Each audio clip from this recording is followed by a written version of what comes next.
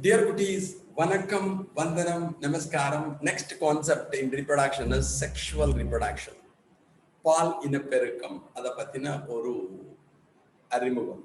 Sexual reproduction mostly biparental. ரெண்டு parent participate பண்ணுவா. In the case of hermaphrodite, a single organism is involved. அந்த உயிரிலேயே ஆணினப்பெருக்க உறுப்பும் பெண்ணினப்பெருக்க உறுப்பும் காணப்பட்டால் இருபால் உயிரின்னு சொல்லுவா.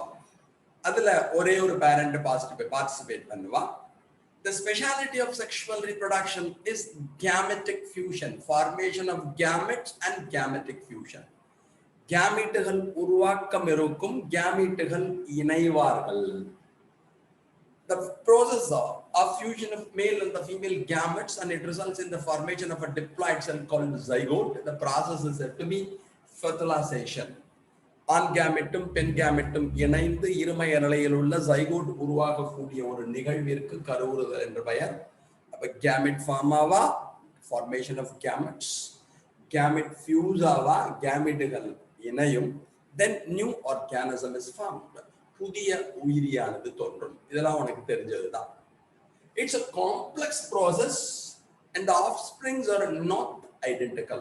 இது ஒரு சிக்கலான நிகழ்வாக கருதப்படுகிறது.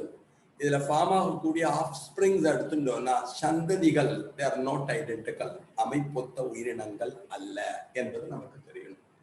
அங்க படிக்கிறப்ப யூனிபேரண்டல்னு படிச்சோம், இங்க இட் இஸ் பைபேரண்டல்.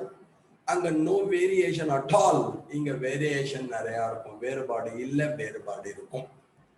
அப்புறம் எடுத்துட்டோம்னா இதுல என்ன தெரிஞ்சுக்கணும், ஒரு ஆர்கானிசம் எடுத்துட்டோம்னா especially in plants, vegetative the juvenile phase அப்படின்னு சொல்லலாம், உடல வளர்ச்சி பருவம்னு சொல்லுவா. ரீப்ரொடக்டிவ் இனப்பெருக்க பருவம்னு சொல்லுவா. தென் senescent faces, முதிர்ப்பு, மூப்பும் followed by death, முதிர்ச்சி அடைவார்கள், மூப்படைதல், ஃபைனலி டெத் வருவா. இதெல்லாம் உனக்கு தெரிஞ்சதுதான். வெஜிடேட்டிவ் ஆர் ஜுவனைல் ஃபேஸ் எடுத்துட்டோம்னா இளமை பருவம் என்று வைத்துக் கொள்ளலாம். அப்ப வெஜிடேட்டிவ் க்ரோத் சூப்பரா இருக்கும், உடல வளர்ச்சியானது மிகச்சிறப்பாக நடைபெறும். ரீப்ரொடக்டிவ் இனப்பெருக்க பருவம் பிளான்ட் எடுத்துட்டு எல்லாம் ஃபார்மேஷன் ஆஃப் ஃபிளவர், மலர் உருவாக்கம் நடைபெறும், followed by pollination and fertilization, மகரந்த சேர்க்கை நடைபெறும், கருவுறுதல் நடைபெறும், அப்புறம் சீட்லாம் ஃபார்ம் ஆவா, விதைகள் உருவாகும். Senescent ageing followed by death. நம்ம எப்ப படிச்சோம்னா 11th ஸ்டாண்டர்ட்ல growth படிக்கிறப்ப lag phase, log phase and steady state படிச்சோம். மெதுவான கட்டம், உச்ச கட்டம், மாறாத நிலையான கட்டம். அதுலதான் பாக்குறப்ப அந்த ஸ்டெடி ஸ்டேட் வந்த அப்புறமா செனசென்ஸ் அண்ட் டெத், மூப்பும் மடிதலும்னு படிச்சோம். அந்த growth படிச்சப்ப அதை ஞாபகம், growth the permanent irreversible change in the dry weight of the plant, ஒரு தாவரத்தின் உலர் எடையில் ஏற்படும் திரும்ப பெற முடியாத மாற்றம். எல்லாம் 11th அப்படியே கொஞ்சம் கொஞ்சம் லிங்க் பண்ணிக்கணும். ஓகேயா, இது நீ தெரிஞ்சுக்கணும்னா. அதுக்கப்புறம் எடுத்துட்டோம்னா அந்த வெஜிடேட்டிவ் ஃபேஸ் இருக்கு போறவங்களே, இந்த உடல பருவம், அதுல எடுத்துட்டோம்னா the period of growth, மிக சிறப்பான வளர்ச்சியானது நடைபெறும். அப்புறம் பிளான்ட் சிஸ்டம் எடுத்துட்டோம்னா அவால 3ஆ பிரிச்சிருக்கான்னு உனக்கு தெரியும். ஆனுவல்ஸ் ஒருபருவ தாவரம், பைனியல்ஸ் இருபருவ தாவரம், perennials பலபருவ தாவரம். Annuals of the plants live for many seasons or many years, but produce flowers and fruits only once in their lifetime, followed by death. Annuals of the plants live for one season or 1 year, ஒரு பருவமோ ஒரு வருஷமோ இருப்பா. அதுக்குள்ளேயே பூ பூத்து காய் காய்ச்சி செத்து போயிடுவா. Biennials of the plants live for 2 seasons or 2 years. இருபருவ தாவரம் 2 வருஷமோ 2 பருவமோ இருப்பா. In the first year, vegetative growth takes place, and the second year, reproductive growth takes place. முதல் வருடமானது உடல் வளர்ச்சி நடைபெறும், 2வது வருஷம் reproductive இனப்பெருக்கம் நடைபெறும், then death, அப்புறம் செத்து போயிடுவோம். Perennials of the plants live for many seasons or many years. Perennialsனா ரொம்ப வருஷம் உசுரோட இருப்பா, பல வருடங்கள் உசுரோட இருப்பா. அவளை 2ஆ பிரிச்சிருக்கான்னு போன கிளாஸ்லயே சொன்னேன். One is monocarpic perennial, another is polycarpic perennial. Monocarpic பலபருவ தாவரம், பாலிகார்பிக் பலபருவ தாவரம்னு 2 பேர் இருக்கா. Monocarpic perennials of the plants live for many seasons or many years, but produce flowers and fruits only once in their lifetime, followed by death. பல வருஷம் உசுரோட இருப்பா, ஆனா ஒரே ஒரு தடவை பூ பூத்து காய் காய்ச்சி செத்து போயிடுவான். அதுக்கு பேம்பூ போன கிளாஸ்லயே சொன்னேன். மூங்கில், பனானா வாழை மரம் சொன்னேன். Polycarpic perennials of the plants live for many seasons or many years. And they produce flowers and fruits in every season. பல வருடங்கள் உயிர் வாழ்வார்கள். ஒவ்வொரு வருஷமும் பூ பூப்பா, ஒவ்வொரு வருஷமும் காய் காய்ப்பா, ஒவ்வொரு வருஷமும் செத்து போக மாட்டான். அவளுக்கு பாலிகார்பிக் பெரினியல் பேரு, மாமரத்தை ஞாபகம் வச்சுக்கோ. So these things you remember. இதை பேசிஸா வச்சுட்டு உன்னோட புக்ல 2 கொடுத்துருக்கோம். அதுக்காக தான் இது வந்தது. அதுல படிக்கிறப்ப என்சிஆர்டி புக்ல குடிக்கிறப்ப பேம்பூ ஸ்பீஷீஸ், மூங்கில் சிற்றினம்னு பேர். Flower only after 50 to 100 years. 50 வருஷமோ 100 வருஷமோ கழிச்சுதான் பூ பூப்பான். பூ பூத்தோன்னு செத்து போயிடுவோம். ஸோ அதனால மொனோகார்பிக் பெரினியல் அது கொடுத்துருக்கா. அடுத்தது ஸ்ட்ரோபைலாந்தஸ் குந்தியானா, நம்ம ஊர்ல குறிஞ்சி பூன்னு சொல்லுவாங்க. மலரே குறிஞ்சி மலரே அப்படின்னு ஒரு பாட்டு நாங்க சின்ன குழந்தையா இருக்கிறப்போ ஒரு சினிமால, அந்த மலரே குறிஞ்சி மலரே கொடைக்கானல் எல்லாம் இருக்கும். 12 வருஷத்துக்கு ஒரு தடவை பூப்பான். Flowers once in 12 years. 12 வருஷத்துக்கு ஒரு தடவை பூப்பான். அது மாதிரி the flowering pattern may differ species to species. சிற்றினத்திற்கு சிற்றினம் அந்த ஃப்ளவரிங் பேட்டர்ன் மாறுறதுக்கான பாசிபிலிட்டி இருக்கு அப்படின்னு சொல்லியிருக்கான். இதை வர சமயத்துல சொந்த பேர் மறந்துடாத, ஸ்ட்ரோபைலாந்தஸ் குந்தியானா குறிஞ்சி மலர். இப்பாட்டை போட்டுவிடாத, மலரே அது ஞாபகம் 12 இயர்ஸ்க்கு ஒரு தடவை. பேம்பூ ஸ்பீஷீஸ்னா ஒவ்வொரு பேம்பூலும் நிறைய ஸ்பீஷீஸ் இருப்பான். அதுல என்னாகும், இந்த flowering time May differ from 50 to 100 years. 50 வருஷத்துல இருந்து 100 வருஷத்துக்குள்ள எப்போ வேணாலும் பூப்பான். ஃபாலோட் பை டெத், அப்புறம் செத்து போயிடுவான். மொனோகார்பிக் பெரினியல் சொன்னேன். அப்புறம் பிளாசென்டல் மேமல்ஸ், பிளாசென்டா தாய் சேய் இணைப்பு திசுன்னு பேர். The tissue which connect the mother and the fetus. தாயினையும் குழந்தையினையும் இணைக்கக்கூடிய ஒரு திசு. உனக்கே தெரியும், நம்ம அம்மா தொப்பாலியில யூட்ரஸ்ல தான் இம்ப்ளான்ட் ஆகி க்ரோ ஆகும். கருப்பையில் தான் நம் பத்திரமாக 270 to 285 days இருக்கும். புரிஞ்சுட்டேலாம். அப்ப பிளாசென்டா டெவலப் ஆகி அம்பிளிக்கல் கார்டு வழியா, தொப்புள் கொடி வழியா அம்மாட்டேருந்து நமக்கு எல்லாம் ஃபுட்டு வரும். ஸோ யார்கிட்ட பிளாசென்டல் டிஷ்யூ இருக்கோ அவ எல்லாருக்கும் placental mammals. Lactating mammary gland இருந்தால் அவளுக்கு மேமல்ஸ் பேர். தமிழ்ல பாலூட்டிகள் என்று சொல்வார்கள். In placental mammals, cyclic changes takes place in their ovaries. ஓவரினா அண்டகம்னு பேர். அந்த ஓவரி உனக்கே தெரியும், the female reproductive organ is said to be the ovary. பெண் இனப்பெருக்க உறுப்பிற்கு அண்டகம் என்ற பெயர். plural அண்டகங்கள், ovary, ovaries, a pair of ovaries, ஓரினை ஓவரி இருக்கும். அதுல cyclic changes இருக்கும். இவால 2ஆ பிரிச்சிருக்கா generally, primates and non-primates. primates அப்படின்னா உனக்கு முக்கியமா தெரிஞ்சுக்கணும், primates தமிழ்ல வச்சுக்கலாம்.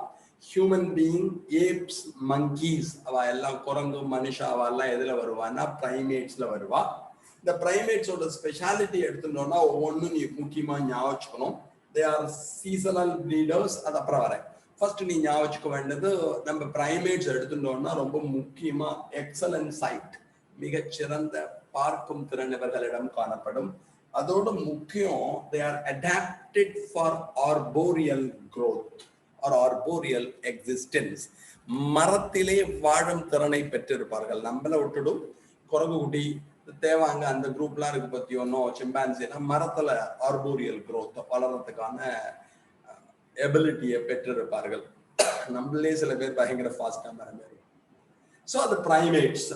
நான் பிரைமேட்ஸ் எடுத்துட்டோம்னு வச்சுக்கோங்களேன், அவளுக்கு மேஜர் டிஃபரன்ஸ் எடுத்துட்டோம்னா என்ன அப்படின்னா, பிரைமேட்ஸ்ல எடுத்துக்கிறப்ப வேஜினல் ப்ளீடிங் இருக்கும். இங்க வேஜினல் ப்ளீடிங் இருக்காது. அதை பேசிஸா வச்சுட்டு தான் 2ஆ பிரிச்சிருக்கா. அதோட சைக்கிள் சொன்னேன் பாருங்களே, ஓவரியில நடக்கிறது.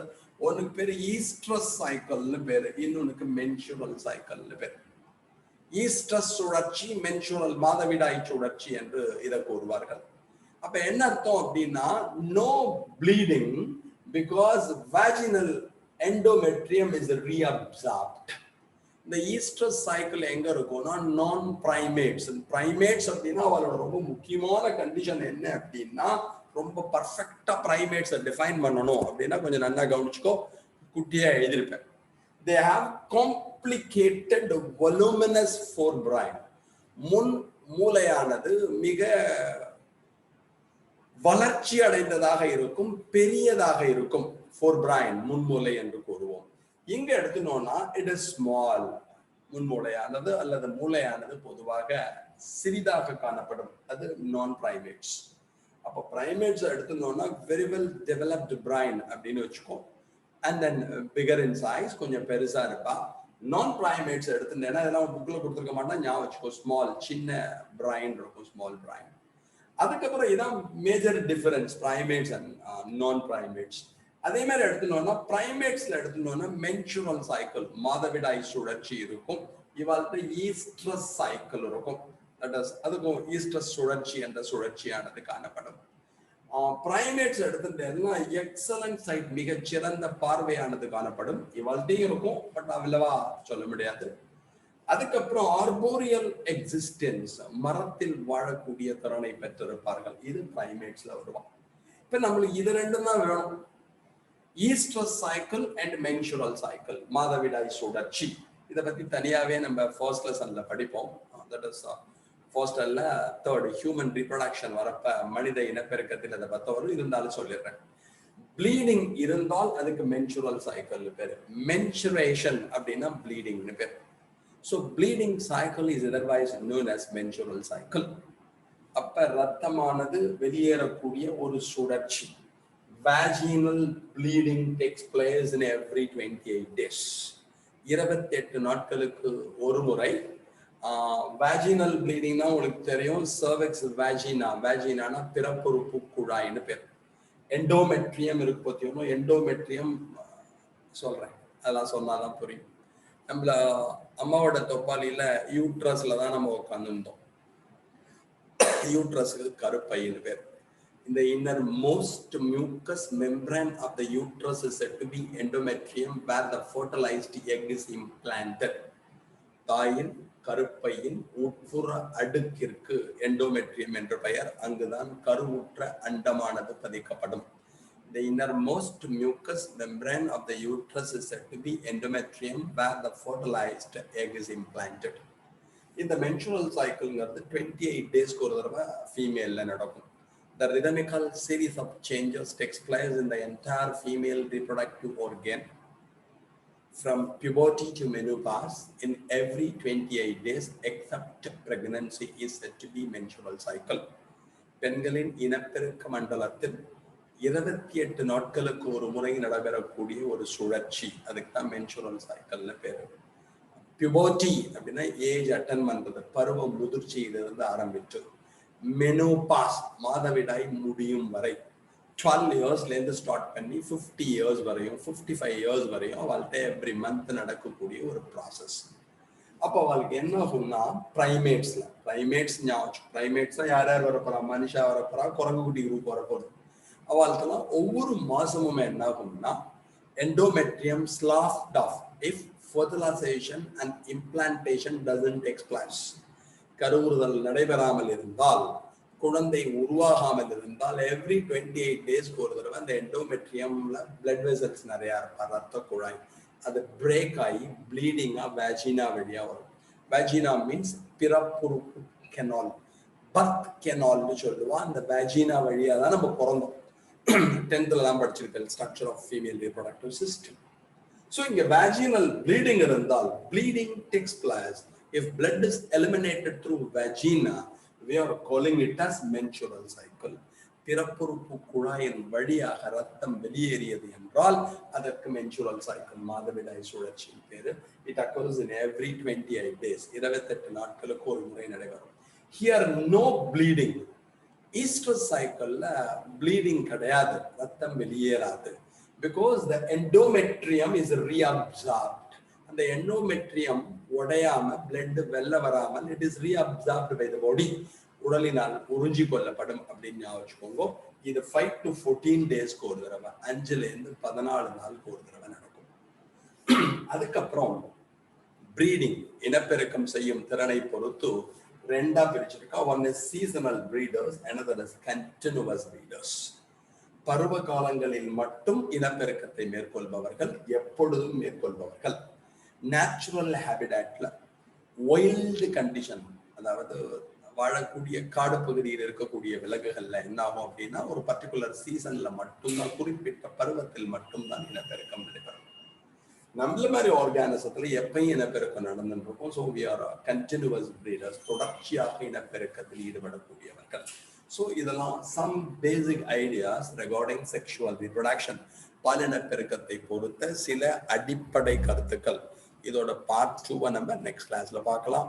Thanks a lot for hearing. Thank you very much. Thank you.